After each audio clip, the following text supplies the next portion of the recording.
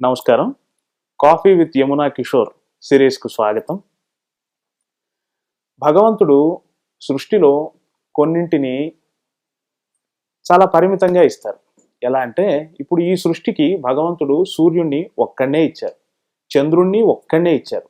అలాగే మన కళారంగానికి కళా తపస్విని ఒక్కరినే ఇచ్చారు.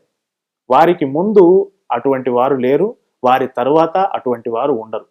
అటువంటి లబ్ధ ప్రతిష్ఠులైన కళా తపస్విని కలుసుకోవాలని మీకు ఉంటుంది, నాకు ఉంది. మనందరి భావాల్ని మీ అందరి తరపున నేను వారి ముందు ప్రజెంట్ చేసే ప్రయత్నం చేస్తున్నాను. వారితో కొద్దిపాటి సంభాషణ జరపగలగడం జీవితానికి ఒక గొప్ప అదృష్టంగా నేను భావిస్తున్నాను. నమస్కారం గురువుగారు. నమస్కారం. అన్ని విశేషణాలు అక్కర్లేదండి నా గురించి, ఇక్కడ చెప్తే చాలు. నా పేరు కాశీనాథన్ విశ్వనాథ్. ఈ కళా తపస్సులు ఇవన్నీ తర్వాత వచ్చినవి. మన తర్వాత ఇంకెవరు లేరని రారని అవన్నీ అనవసరం. ఏ నిమిషంలో ఎవరు వస్తారో చెప్పలేదు కదా. అది అంటే అభిమానులుగా మా భావన. మీరు అనుమతిస్తే నమ్మిన సిద్ధాంతం కోసం కట్టుబడి ఉండడం అనేది యూజువల్గా కమ్యూనిస్టులు వాడే మాట. కానీ నేను ఆ విషయాన్ని కొంచెం ధైర్యం చేసి మీకు ఆపాదిస్తున్నాను.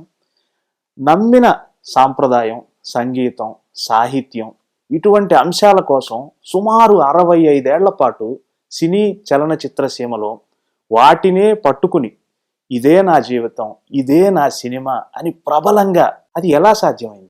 మనకి మన లక్ష్యం మీద నమ్మకం ఉన్నప్పుడు, ఈ లక్ష్యం మనం సాధించాలి అని ఉన్నప్పుడు ఆటోమేటిక్గా అది వస్తుంది. ఇవాళ సాయంకాలం రసగుల్లా తినాలి అని కనుక గట్టిగా అనిపించింది అనుకోండి, మనం ఆటోమేటిక్గా 20 షాపులు వెతికి ఎక్కడుందో దొరుకుతుందో చూసుకుని వెళ్ళి తింటాం మనిషికి. అట్లాగే నా తృష్ణ కళారంగంలో నేను సినిమాలో జాయిన్ అయినప్పుడు మామూలుగా జరిగే పద్ధతి కాకుండా ఒక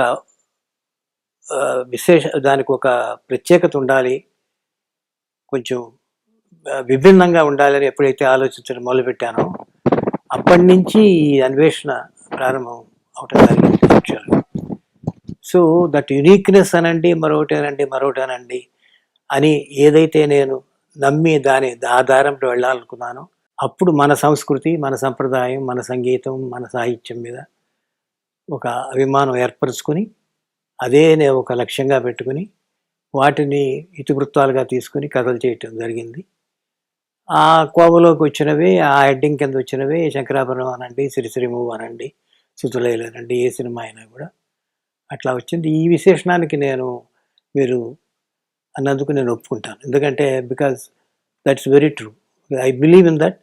ఎన్ని అడ్డంకులు వచ్చినా, ఎంతమంది దీన్ని అనేక రకాలుగా వ్యంగ్యంగా మాట్లాడినా మీరు అలాగే మన సంగీతాన్నే పట్టుకుని తీస్తారనకుండా వేలాడతారేమిటని మనుషులు కూడా ఉన్నారు. అదే పట్టుకు వేలాడతారేమిటని, వేలాడటం అనేది అది గబ్బెంలాగా, అది వేలాడటం అనే దానికి కొంచెం వ్యంగ్యం ఉంది.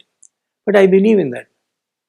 నేను బతుకున్నంత కాలం మా ఫాదర్ని నేను నాన్నగారనే పిలుస్తాను, అదే పట్టుకు వేలాడతాను కూడా. అమ్మని అమ్మ అనే పిలుస్తాను. సో అలాంటప్పుడు నేను ఏది నమ్ముకున్నానో దాన్ని నేను తీయటంలో తప్పే ఉంది. బట్ లక్కీలీ ఏంటంటే ప్రజలు కూడా ఆదరించారు, అభిమానించారు. బలాని వాడు సినిమా తీస్తున్నారు అంటే ఆ కోవలో ఉంటుందని వాళ్ళు ఊహాగానాలు కూడా మొదలైనవి. So that's how my career is linked with మన సంస్కృతి మీద, సంస్కారం మీద మనకి అట్లా లింక్ అయిపోయింది. కిషోర్ గారితో నేను మనసు ఇప్పిన ఈ ప్రోగ్రామ్ చూడండి, బాగుంది. ఐ డ్రీమ్స్ ప్రోగ్రామ్స్ మంచి ఫ్యాన్ ఫాలోయింగ్ వచ్చినారు కిషోర్, చూడమనండి అందరినీ.